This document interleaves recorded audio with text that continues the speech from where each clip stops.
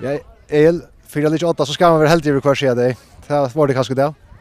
Ja, du kan säga att det var helt att skåra och så sa men annars var det inte helt i. Det var en öde jaundist, han kunde koppa på vägen, han koppade också vägen alltså men han jaundar är ganska väl och rätt ut just men ofta han koppat annan vägen och vi det har varit lock och näsför. Det så också det var under rätt stor tröst stora passa dessen föll så där nere i världen. Ja, det var hårt men alltså tar att han alltså till vi kommer från 18 hade vi det klart bättre lige och spela faktiskt rätt väl men så lika som vi träffar kunna synter och tar i att spela men kommer inte till det har stora chanser det har alltid inte komma i dessen. Här var sånt ankra men inte flyger än vi det har.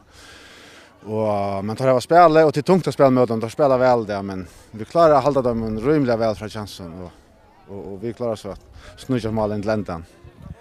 Och det är nu 5-8. Hur snack vi att ha i tanken så att det kun nu i kaffeschne.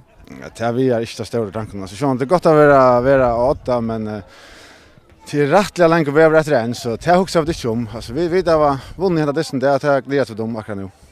Tack för det.